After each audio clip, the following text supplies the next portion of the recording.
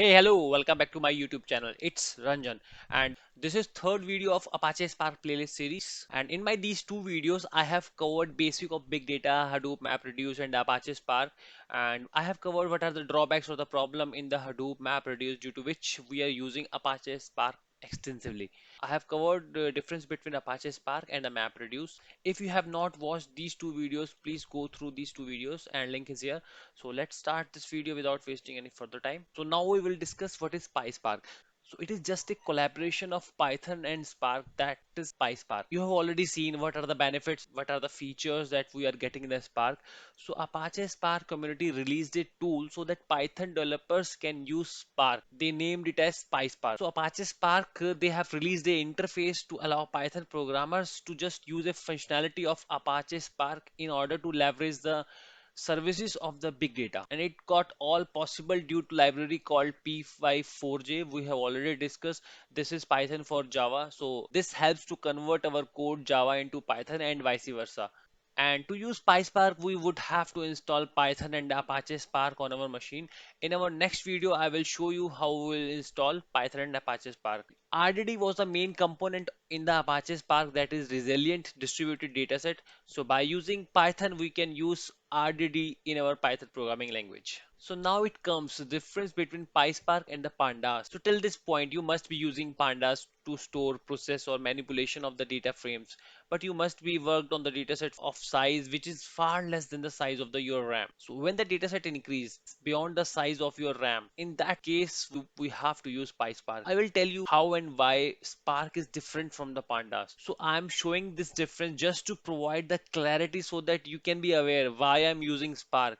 It will give you better picture so you would be able to visualize the thing. So first, as we have already seen in Spark, we have different nodes, we have many nodes, and that nodes work in cluster, and there is a technique which is parallelization which take place in the PySpark. So due to that, we can apply operation on the parallelization. But in Pandas, it is single machine tool and it does not have any parallelism built in, which means it will use only one core of your CPU. Suppose you have many cores inside your CPU, so in that case, PySpark can distribute the workload to all the cores. But in Pandas, it will just use your one core. And operations in PySpark are lazy in nature. They use lazy evaluation. I have already covered lazy evaluation in my last video, but in Pandas, it is not the case. We will get the result as soon as we apply any operation. Even in case of read, all the data goes into your RAM, that is main memory. And this is the main point. In PySpark, we have RDD. So RDD is just equivalent to the data frame that we have in Pandas. So RDD, which is data set in our PySpark, in PySpark,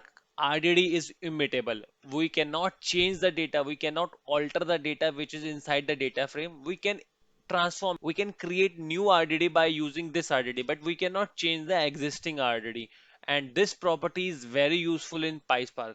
This is not the drawback, this is just a property, and this property is definitely creating a safe platform to share across processes among different nodes. Because if it is immutable, we don't have a fear, we don't have a problem that it will get changed, it will get distorted. It rules out a big set of potential problems due to updates from the multiple threads at once. But in Pandas DF, it is not immutable in nature. We can change anytime. And in PySpark, API supports very less type of operation as compared to Pandas.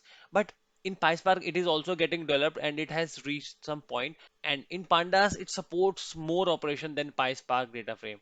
We can say Pandas API is, as of now, is more powerful than Spark, but Spark is faster. And in PySpark, complex operation in PySpark is not easier to confirm. It's somewhat complicated as compared to Pandas. And in PySpark, data frame access is slower, but processing is fast. We have already seen that processing is fast, and access is slower because it has stored into multiple nodes. That's why access is slower. But in Pandas, access is faster because when we are trying to read CSV, it got already stored in the RAM. But processing is slow. And Pandas data frame is faster because it uses local memory and the primary memory access is always faster. But that is limited to available memory, and we can scale this. We can create new node in the cluster. It is horizontally scalable. And in PySpark we have to create a cluster, but in Pandas we don't need to create any cluster. We can directly use Pandas. And PySpark is a little bit complicated as compared to Pandas because it's a simple, more flexible. It has more functions. It is easier to implement. So this is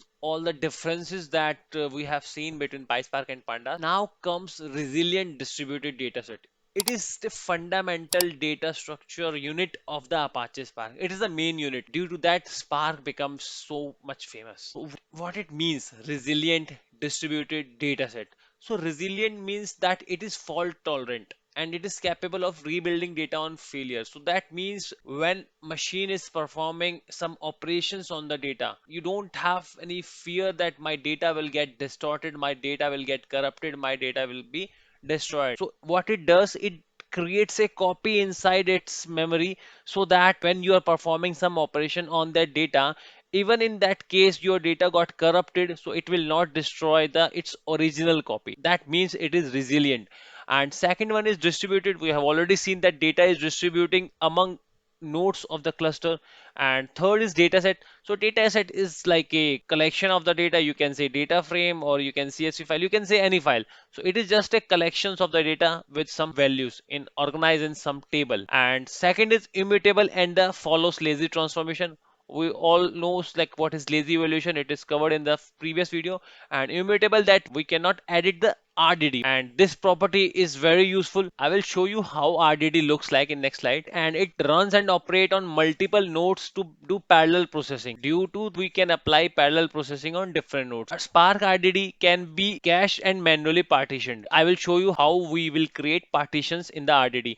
And there are two main operations that we can apply on the RDD. So first operation is transformation and second is action. So in transformation, it is help to create a new RDD by applying some functions. There are many functions. Some are like filter, group by, map by. So transformation are those operations by which we will work on the input dataset and apply some function, and it will create a new RDD. And in case of action, it is just a set of instruction that we will give Spark to perform some computation and calculation, and whatever the result we will get from these computations, the result will send back to the driver. So driver is like a master node. So driver is the main program which will run all the processes. I will show you in the next slide. So this is the structure of RDD, how it looks like. So I can create many RDDs in my Spark cluster. So I am taking an example of one RDD.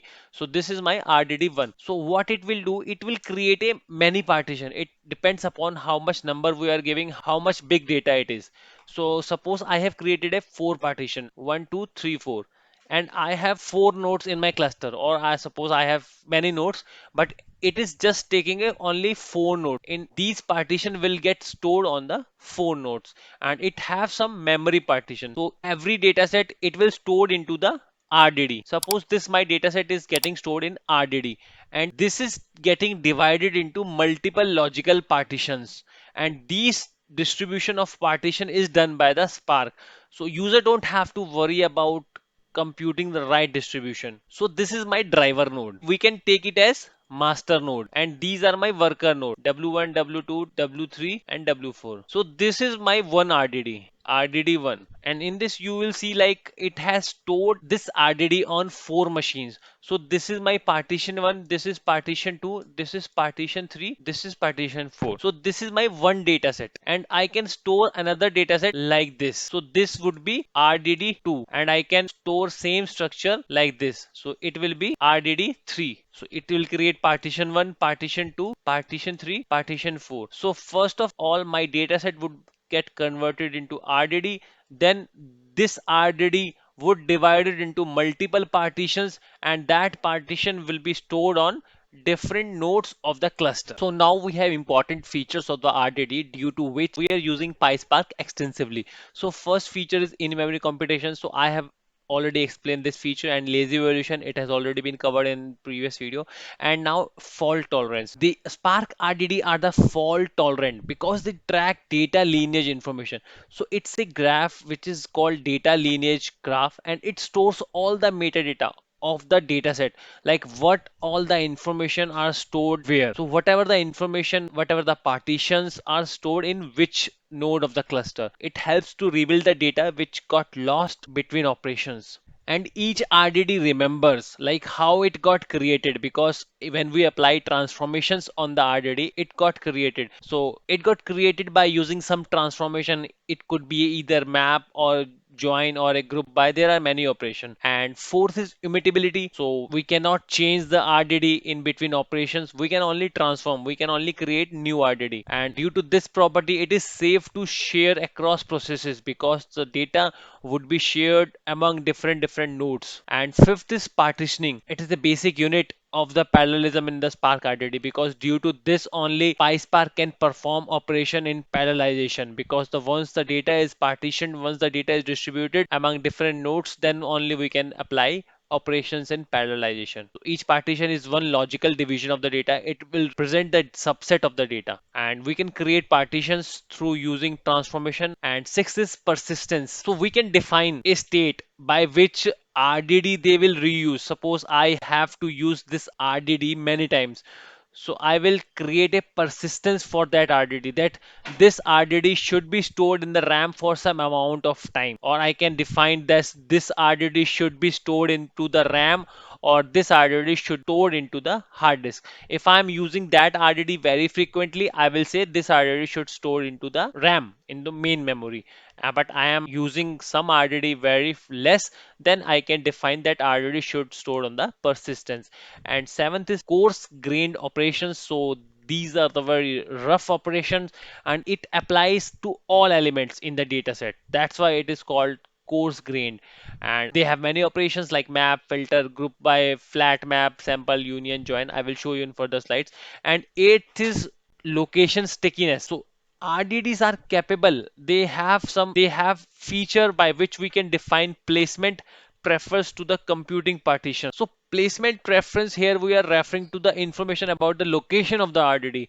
So that what would be the location of that RDD in that node. So there is a another graph which is DAG scheduler graph. So it will helps to define the place of the partitions in such a way that whatever the task we have to perform should be close to the data as much as possible, so there won't be any latency. So it speeds up the computation. So there are the two graphs. So first is DAG and second is data lineage graph. It stores the metadata information, and it is just store the places of the partition, like where that RDD will get stored. And DAG scheduler performs many applications other than this. I will explain you about the DAG in my further videos. And in my next video, I will show you like how we will set up and how we will install Apache Spark and Hadoop, and then how we will use PySpark in our Jupyter notebook, or we will use in PyCharm. So that's all in this particular video, and I hope you enjoyed this video.